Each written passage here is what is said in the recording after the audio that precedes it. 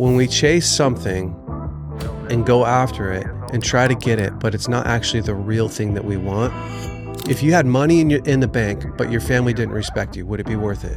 And I literally thought she should be grateful, and she wasn't. So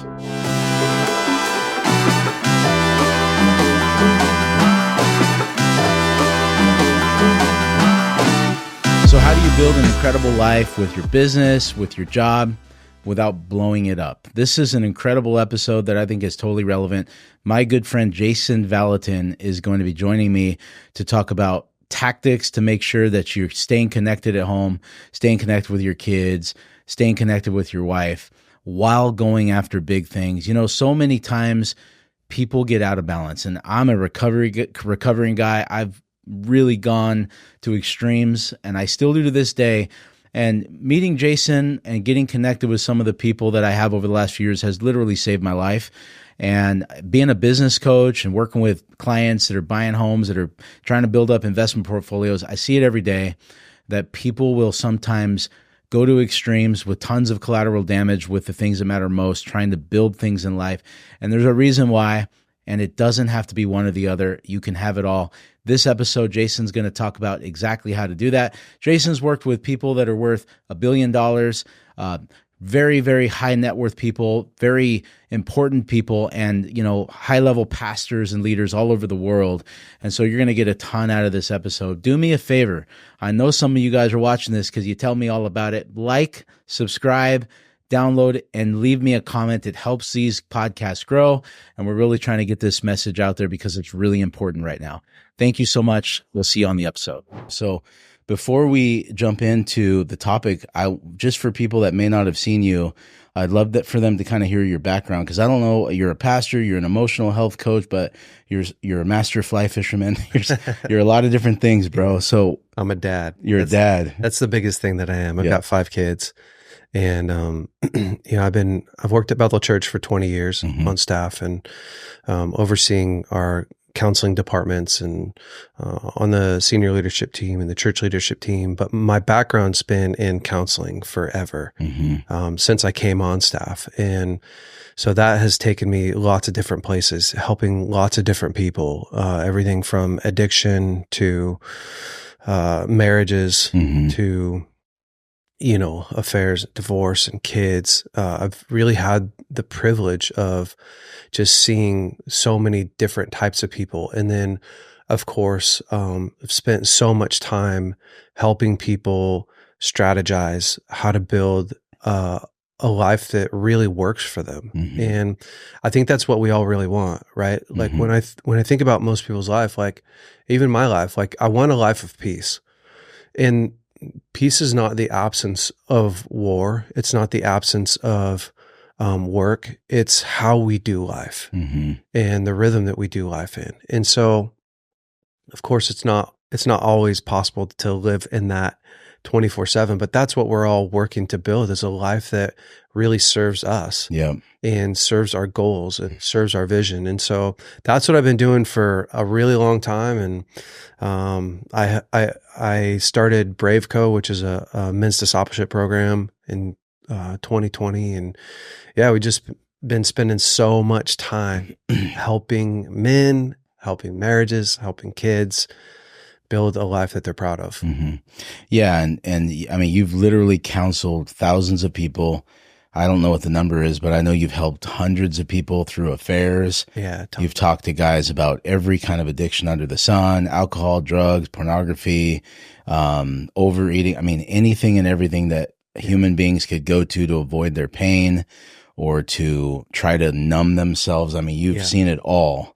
And what I love about you know, the way you approach things is like, you're not just coming from this church perspective. Like you really have the balance between the clinical and the spiritual. And man, that's a deadly combination when someone really starts understanding those things.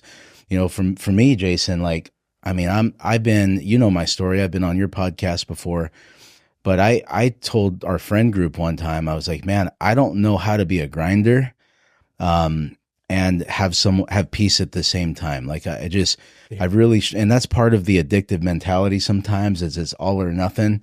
And so sometimes I think guys like me will look at guys like you and just like, man, that just seems impossible if Yeah. I want to be a grinder and like go after hard things and do whatever it takes and push myself to these limits sometimes where I get super disconnected from myself, my family, and sometimes be proud of that. Like it's okay. Like as long as I stay married. But the last couple of years, I've realized, man, this is not what I want, and there is a better way. Yeah. Because I know you, like, you're a beast, man. Like when you go on hunting trips, like we spend enough time together, like you're a tough dude. But you also have had a really healthy marriage and healthy kids, and you've healthy friendships. And so speak to that person that they're going after big things in life, and they feel like they always have to answer their phone. They feel like they always have to pay attention to the goal. And they know deep down inside that they're kind of mailing it in at home. Yeah. They're mailing it in the areas that matter most. Yeah. And why do you think people do that? Lots of different reasons. We love to focus on the areas that we feel most successful, Mm-hmm. or the areas that feel most threatening. And those two, I think a lot of men didn't grow up in a home. If I'm talking to men right now, a lot of men didn't grow up in a home where they saw fatherhood and being a husband modeled well. Mm-hmm. And so the target for a lot of us is, can you earn enough money to, feel successful? Yeah. And so if you didn't get really great skills in how to communicate well, how to set healthy boundaries, how to grow a marriage strong, then oftentimes I think a lot of men feel like incompetent in those areas. And so what do? I mean, we push towards the areas that we want to feel competent in. So we go to work, and I think it's easy to feel powerful at work, or it's easier to feel powerful at work, right? Yep. Like people, if you own a business and you walk in, people look at you like the man, Mm-hmm. because you're paying their wage, And your friends do too. If and you're your friends do. successful. Yeah. And so it's really, and that's not a bad thing. So let's just say, like, making money and being a successful businessman and having people respect you for that is not a bad thing. And even like on the men's retreats that I do, like, I don't tell guys, don't talk about your work. Like that's a massive part of your life, Super and important. massive part of what you're building, what you're going after. But when I'm pursuing and chasing work at when my work is costing me my family, Mm-hmm. and I don't stop, that's addiction, Yeah. right? Addiction is giving up the thing that you really want for the thing that you don't actually want. Mm-hmm. So when you break that down, right? Like what I really want is, if you were to stop and ask most men, what do you really want? Mm-hmm. If you had money in the bank, but your family didn't respect you, would it be worth it? If you had money in the bank, but you didn't have your health, right? If I could say, Chris, you can have $5 million, but you're going to be chronically sick, well, you'd go like, that's not worth the trade-off, right? So our relationships, our health, our emotional, mental well-being, we'd all logically, if we broke it down, would say that's not worth the money. Mm-hmm. But when we chase something and go after it and try to get it, but it's not actually the real thing that we want, that to me is the definition of addiction. Mm-hmm. What I really want is, I really want a relationship with my kids, but I'm drinking too much. What I really want is a relationship with my wife, but I'm watching porn. I'm giving up the thing that I really want for the thing that I don't want. Mm-hmm. Why are we doing that? Because I have a whole bunch of stuff going on inside of me that I don't know how to solve. Yep. And so I worked with a guy who was, he was a billionaire. He had made $970 million. Really, really good friend of mine. And when I came into his life, he had lost almost all of it. And when we talked through what happened, he said, man, I never felt capable at home. And so I made my first 100 million. He's an incredible businessman. He said, I made my first 100 million, and like, I was so disconnected from my wife that my job became my marriage. And I said, if Yeah. I made 100, why not 500? Yeah. And if I make 500 million, why not a A little billion? more, why not a little more? Yeah. So what happened is he just kept risking and risking and risking and risking at work. And he said, one of the hardest days of my life is when I lost $870 million. And you're Ooh. like, yeah, that's a rough day. What's a harder day is to realize that you don't have a business and you don't have a family. Yeah. You don't have either. Yeah. And even this last year, I helped a guy who's, he's worth 200 million and he wasn't, he's kicked out of his home. Yeah. And so when I'm working with that guy, he goes, man, like all of a sudden, none of the money's worth it. Yep. None of the grinding's worth it. And the truth is you don't have to do one or the other. No. That's the big secret, is you don't have to do one or the other. Yeah. And so I want to talk about that because I think that there's going to be a lot of people that are going to hear this and they're going to resonate with it. Yeah. And I think one of the things that I've learned, because I've been sober for 21 years and I've been in the recovery world, I still am at a high level, and it's one of the greatest gifts of my life. But I have a lot of friends who they didn't have a problem with drugs and alcohol, but when we spend enough time together, like they're like, dude, like we're not that different. I'm addicted to work. Yeah. I'm addicted to food. Yep. And what we start learning is addiction is, it can be a lot of different things, Yeah. and it can be codependency, workaholism. But at the core of it, it's all the same things. Like when I think about alcohol and drugs, the reason I got sober is because alcohol and drugs are not something you can do for 40 years. No. Like if you do it the way I did it, like it's all in or all out. Yeah. But then we have all these other things that over the course of 40 years, overeating causes obesity, and it still kills you. Yeah, you're going to pay. It kills relationships. It kills the ability to really enjoy your life because you're not out hiking in the mountains and stuff. And so you're going to pay with any of these things. And one of the interesting things you said is, if you were to ask someone, would they trade emotional health, all the things you said for this, they would all say no. And yet they're doing it anyways, and that's so that's the thing I want to talk about is like, if someone were to hear this and they were to identify that, man, I see dysfunction in my life. I've known it's there, but I don't know what to do about it. Yeah. And I'm not sure I want to, because it seems like giving up everything. And that was the deal that I dealt with. Like, for me to become emotionally healthy equaled losing all my money, all my business, and singing Kumbaya all day. Yeah. And that's just the way I think it, but that's not the case. Yeah. So what are some of the things you would tell somebody, like if they resonate with this, would be some starting points for them? You have to reprioritize your goal. So to me, my dad told me one time, he said, your job, your family's not to serve your job. Your job's to serve your family. Mm-hmm. And when we're setting goals, we always need to think back that the goal needs to serve our ultimate vision, right? Mm-hmm. I want to be a man that kids are proud of him, his wife respects him, his workers, coworkers want to follow him, And so when I started to think about that in my life, like I want to be a great businessman to help support my family. Mm-hmm.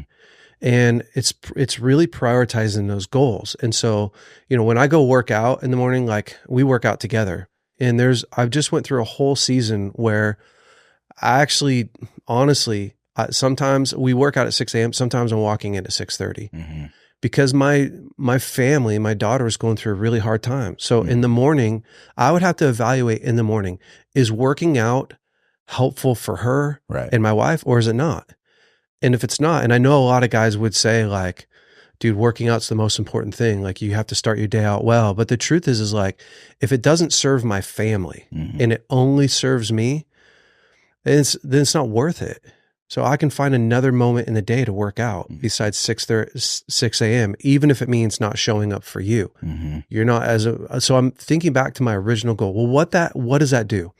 Now, when I start to think and prioritize, what is my number one goal? My number one goal is to be a great leader in my family. Mm-hmm. That also means a provider. Yep. But provision right? The role of a man is to protect, to provide, and to promote. We often think of provision as, the 9 to 5, 365 days a year, bring home the bacon. Mm-hmm. But the other part of provision is the emotional, the mental, Yep. the physical, the spiritual, Yep. right? Like I would say that those are equals, if not higher than, again, the monetary. Yep. And so I have to think through, like, am I providing emotionally for my Yep. wife? Does she have the nurturing, the nutrients that she needs in order to then take care of the kids well?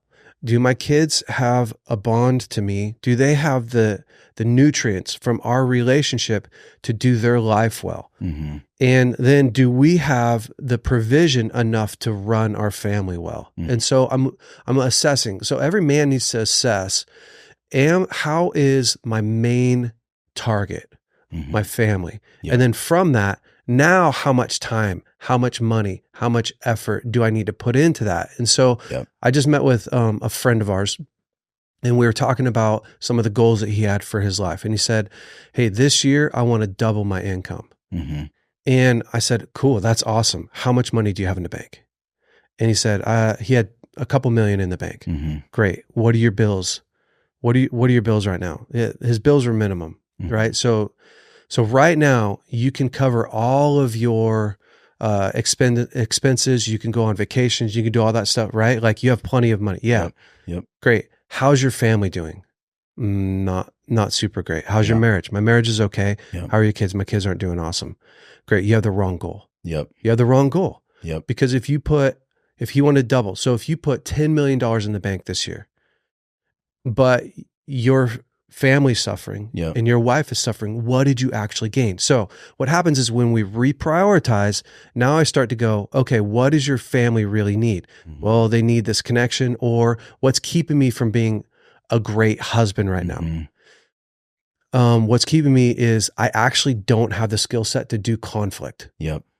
So in conflict, my wife and I, it always blows up. Great. Conflict is crucial to every relationship. Yeah. You and I have to be able to do conflict. Mm-hmm. If we're going to be close friends, we're not going to see eye to eye on everything. Mm-hmm. Our ability to do conflict is what builds trust and safety in our relationship. So the fact that I know I can do conflict with you actually makes me trust you more. Yep. And I know that you're going to take care of me in it.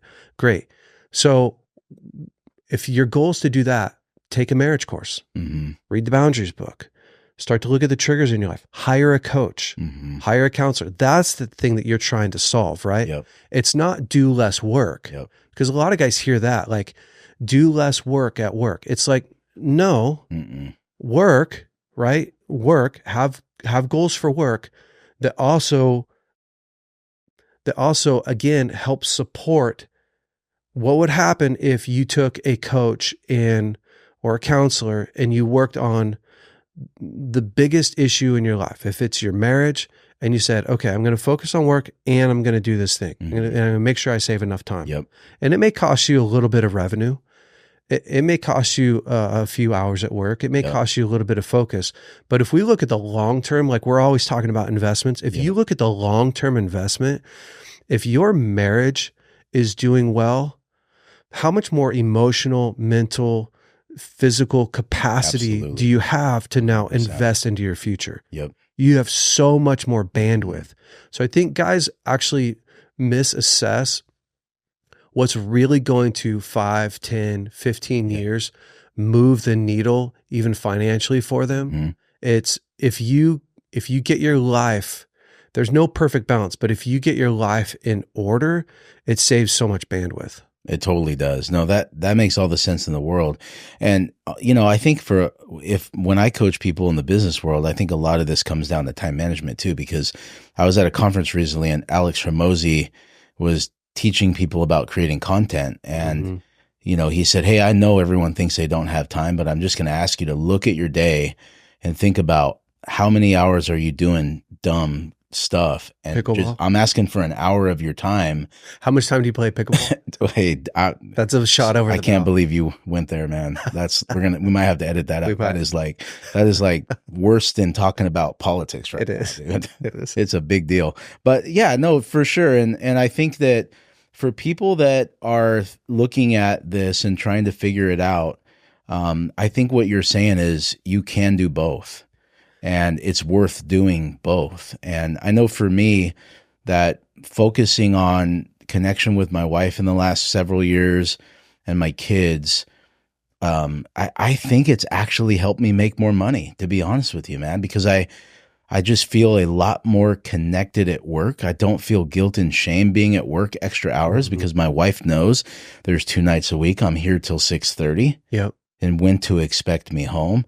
I've been a man of my word Yeah. a lot more because we're on the same page about everything, and we're going after the same things together. And I want her input, and because for a lot of our marriage, Jay, I would just go to work and I would just be like, you manage the house, I managed work.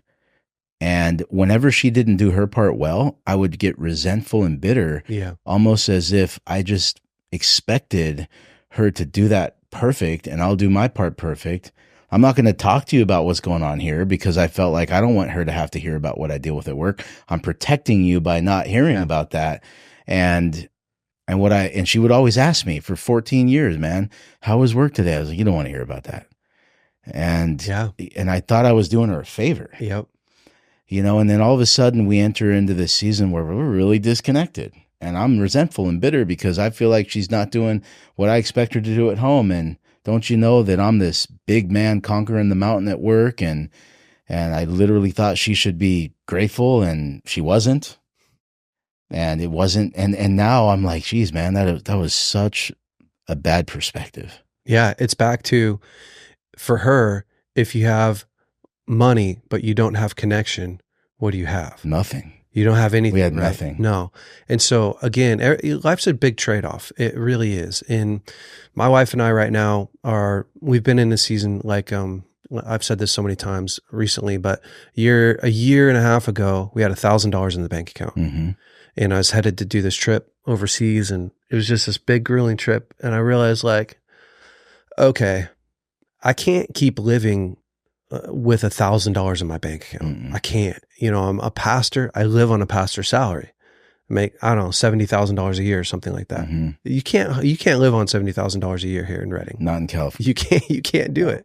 Poughkeepsie somewhere in backwoods Oklahoma or something, but you can't do that here. Yeah. And so it's back to, I poured, like I was, emotionally, I'm a millionaire. Mm-hmm. My marriage, I've worked so hard on my marriage. We have an incredible marriage. If I could monetize that, it'd be amazing. But where I failed is I didn't put any time, effort, and energy into investing in building my financial future. Mm-hmm. And so I literally had to go, oh shoot, repent of this path that I'm going down. If I pour more time, effort, and energy into my family, but I don't pour any time, effort, and energy into building our future and even our now, then I just put so much financial stress that becomes the burden. Yep. And so, guys are going to be in a bunch of different boats. So now my wife and I are going, we're having to sacrifice some of our time together, some of our effort that we would have spent just doing fun things on building our future. So we built a podcast, we do marriage intensives, I do coaching now, lots of stuff that helps me to move the needle. Okay.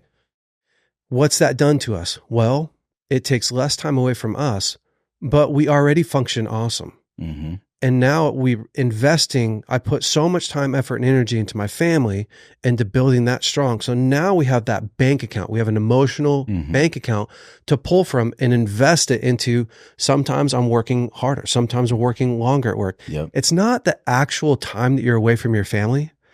So you guys think that all the time. It's not the time that you're away from your family. It's quality. It's what you do with them. It's how connected you are. It's how you run your family. Is your wife involved in building the vision? Because what we help build, we also help protect. Mm-hmm. And so that's the big issue. So, I think guys need to really assess. At Braveco this last year, which is our men's discipleship program, We had a conference, and what we did is we built out a battle plan for every man. And what that battle plan does is it basically looks at the 7 main areas of your life: your family, your finances, the fun that you're having, your friendships, and it helps you to, okay, take one of those areas: your finances, your family, your relationships, your businesses, or your finances, and go, what area do you need to improve in? Just take one of those areas. Pick one. Your first step is to go, what do I want? If it's family, right? I want to be a better husband. Great. I want to be a husband whose wife respects him. That's your target. Now, the next step in the battle plan is to assess what's keeping me from that. What's actually keeping me from, okay, it's back to, I've got a pornography problem, or I'm struggling with, conflict resolution, or great. Now that I have assessed and I go, this is actually what's keeping me from being a great husband. What do I need to do? What are all the ways that you could solve this? Well, I could go take if you have an addiction with pornography or alcohol, I can go take an addiction course. I can get into counseling. I can, right? And you start to brainstorm all the different ways. Okay, when are you going to do that? That's the next step. Like, I think guys simply need to, again, just reevaluate what is really important in their life. And then go into action mode. What do I need to do to solve this? Who's going on this journey with me? That to me is the last thing that's most important. Is very hard, very, very hard to build the life that you want to build on your own. Totally. With your mindset. I think so. I want to go back to one thing you said. There were so many tactics there. The first thing you said, it's not about the time. And I hear that all the time. Like, sometimes when you get to a high level and people are insecure around you, they'll say, well, I don't do that because I go to every single practice and basketball game for little Johnny. I never miss it. Like, they're on this, they're overcompensating that they're the best family guy ever. And it's like, well, cool. That's great for you. And what I've realized is, like, it is not important that I'm at every single thing my kids do. What's important is that I'm connected to them. Yeah. And that can ebb and flow. Which is what you're saying. 100%. And I have to be able to pay attention to that. Like, I know that there might be some times where I'm going to do a little bit extra hours of the work, but I can tell just by talking to my wife, it's probably not a good time. Yeah. I need to connect with her. I need to connect with the kids. I've overdrawn my bank account and it's time to put some deposits in. Yeah. And so it isn't this perfect formula. And I think guys like me are always looking for that. Yeah. And that's just doesn't exist. And so there may be times where I'm super connected with my kids and wife and I'm not making it to their jujitsu practices, but they're okay with it. Because I'm telling my kids all the time, hey guys, I'm not going to make it. Daddy's got to do a little bit extra work. And I think it's actually good for them to see that too every now and then. 100%. And if you're connected to your wife's reinforcing, like, I'm so thankful for Dad who's going in there and putting in the work today. Like, when Dad gets home, we're going to do X, Y, and Z. We're going to have fun, right? We all like this idea that how's your work-life balance? And there really is no work-life balance. If you go back like 100 years when everyone was farming and agriculture, especially 500 years, there's a saying, you make hay while the sun shines. So there's different seasons, right? In the wintertime, a farmer's not out there plowing his field. He's not even planting. In the wintertime, he's in with his family and he's feasting off of the harvest from last year. And it's not that he's not doing any work, but he's not grinding 16, 18 hours a day. And then it transitions into springtime. And it's like, okay, I got to start planting. I got to start doing the things that, to put seed in the ground. This day picks up. The days are getting more longer. Than 40 hours a week. Yeah. Days are getting longer and longer and longer. And then harvest time comes. Yep. And when harvest time comes, if you were in a community, not only did you harvest your field, but you went and harvested other people's fields to help them. Everyone helped each other.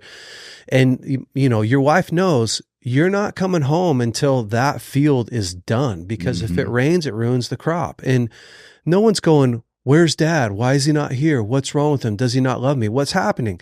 Well, we have this rhythm of life. We have these rhythms. And And we're not doing a perfect balance. You don't do 50-50. Marriage isn't a perfect balance. It is a massive problem solving, life building experiment and journey where you're constantly having to measure.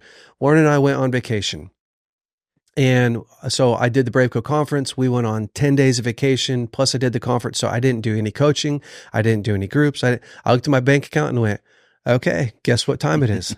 It's time to put more money in. Yep. It's time to sow. Yep. So now I switch into the mode of like, got to do some coaching, got to do a couple groups, got to do a retreat, and I'll go into work mode and I'll put some money in the bank. And then I realized like, okay, I need to take a vacation. And it's just, that is the balance, but it's all based upon my main goals and targets. Yeah. My main target, firstly for me, is to please God. Yep. Okay, great. After that, it's my family. Yep. That's it. Yeah. How do I take care of my family? Mm-hmm. How do I take care of God and my relationship with God? And then how do I take care of my family? Nothing else matters after that. Yeah. And you know, I've got these great aspirations to help men. I've got these great aspirations to build Braveco. I've got these great personal aspirations. Nothing comes in before my family. Nothing. One of the things that I'm thinking about as you're talking is how, like in my world, the business world, you know, I'm a mortgage lender. I coach mortgage lenders and realtors. What we do sometimes is we recognize a season and then we just continue staying in that season. Yeah. And we never look at the collateral damage around us, or we rarely do, or we ignore it, or we just go way too far towards whatever it is, making money. Money can be a very false sense of security. 100%. And then the achievement and the accolades that comes from that, having your name at the top of certain lists, and, you know, going to conferences and people treating you like you're important because they respect you. Nothing wrong with that. Yep. But what's interesting, what I hear you saying is like, that's not just for people in business. I mean, you and I see it in the church too. I mean, you just really kind of express that in your own world, like going after these things, but neglecting money. And so it's like, when we talk about the wheel of life or the battle plan, there's people, whether it's business or anything else, that they're going to deal with the same issue, because maybe it's fitness, you know, maybe someone's going to go all in on being in their best shape ever, and they're neglecting neglecting their money, their wives, their kids. And so what I think is important, Jay, is that we are taking time to take inventory on those things. Yeah. And I used to do it once a year, and now it's like, man, it's not enough to do that wheel of life once a year. You got to do it once a quarter. Yeah. And then you got to, I think for us, my wife and I, like doing the connection codes was incredibly powerful for us, because if nothing else fails and we're in a really busy season, we have a mechanism in place where every night we can check in with each other and know how we're doing and where we're at. And so I really think that's awesome. I want to talk a little bit about how people can find resources right now. Yeah. You know, so I'm going to put the link in the description to both your podcast, Braveco, and Dates, Mates, and Babies. Dates, Mates, and Babies. Also, I'm going to put your Instagram handle there. But let's say someone's listening to this right now and they're totally identifying with all of this. Let's speak to the last part we'll talk about is getting around people that are going after this. Mm-hmm. Because I think that it's one thing to hear a podcast, but I just know that there's a lot of people that just feel really alone right now. Yeah. I mean, like, for example, I'm starting another Braveco group today at 12. I had women reach out to me saying, I wish I could be a part of it. Yeah, totally. I'm sure you've had that before. Yeah, that surprised me. Yeah. They're like, I'm so alone. Yeah. And I had so many guys reach out to me, and in the coaching organization I'm part of, people are starting to hear about you and the things we're doing. And I want to give people some ideas and resources, like how they can get plugged in anywhere in the country and find a tribe of men and women who are going after being just completely whole and like conquering business but conquering it at home as well. Yeah, it's awesome. So one of the things that we did this year at Braveco is we made all of our resources free, which is awesome, because anyone can basically go to our website. You can get our first and second phase. So the first phase is the foundations of masculinity, which basically is, what does it mean to be a man? how to build connection, how to work through pain, how to really assess what's in your backpack, what are you carrying around, how to set healthy boundaries, all the stuff that you would need to really solidify who God's created you to be as a man. Even working out your ethos. What's your vision? What's your mission that you're on? And be able to write that out. Okay, so you can take that content and go through it with another friend of yours. You could, run with, like you're doing, run with a couple of guys, and you don't even have to pay for it. You can literally just have the content. If you want to run with the guys that we have at Braveco, you can pay $15 a month, which honestly is freaking so cheap. It's crazy. Yeah. And you can make a group online. And like, let's say that you wanted to make a group online for realtors. You can literally go in, make your own group, title it, and invite other guys to come in and join you. Or you can go on, there's other guys that have created groups that want to lead other dudes. So you can go on $15 a month and find a group that's already being started and jump into that group and run with them. Yep. And to me, everyone wants a perfect plan. There is no perfect plan. It's jump in, grab a couple of guys, and go through it yourself. Jump in, grab a couple guys, and go through it with somebody else and let them lead you. But to me, what happens is it gives you a real target and a focus, and you're not having to come up with the content. You're just having to go through it and stay accountable to it. All the content is pre-recorded. We built a platform that works like Zoom. So if you're like, I don't even have a Zoom account, don't worry. We have an account. It works like Zoom. So you can literally, from start to finish, you can watch the videos on our platform on your own time, and you can create your small groups on our platform and meet together there. So it really serves, all of those purposes together. Yeah. And then the second phase is the sexuality and relationships. So if you're like, man, I'm really struggling in my relationships, phase 2 is built for that. So we go through the theology of sex. We go through the science of sex, what's actually happening in your brain so you can understand it.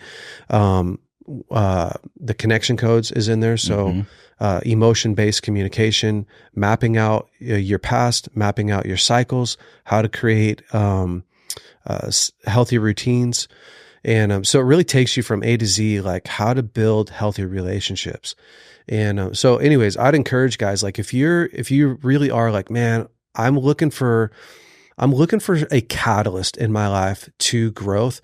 I find that if guys have a start date and a finish date, they're way more apt to jump into something and to complete it. And honestly, like I've led, I don't know, thousands of guys through that content, and it's been life-changing. Yeah, it's some of the most powerful content I've ever done in my life, and that's why we're doing it again. So, well, for those of you that are watching, this is a little bit outside my usual subject, which is, as a mortgage lender, I try to help people with having their money in the right place, and I even help Jason with that sometimes. It's true. All my friends. But this is actually extremely relevant because it's one thing to have your money right, but if you get divorced in 5 or 10 years, you give half back to your spouse, and it was for nothing. And so I really think that this holistic approach, Jason, is so important that people hear about this early, because I personally see so many people on a weekly basis that, 2-parent households, both working. No one really works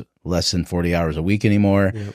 And they're getting home, they're in survival mode, and we don't take the time, because of the design of our world right now, to take a step back and go, man, what am I going after? And how am I prioritizing the things that I say matter most in my life? Because I don't feel like the things that I say matter most and my actions are actually in alignment. And that's been me so many times in my life. So Jason, I'm really grateful that you jumped on here and Thanks, and helped with this message, because I think it's so important right now, bro. And like I said, everyone, we're going to put some of the links in the description of how you can get connected and find out more about Jason, what he does. And I love you, man. Love you too, bro. Thanks so much. Thank you, bud.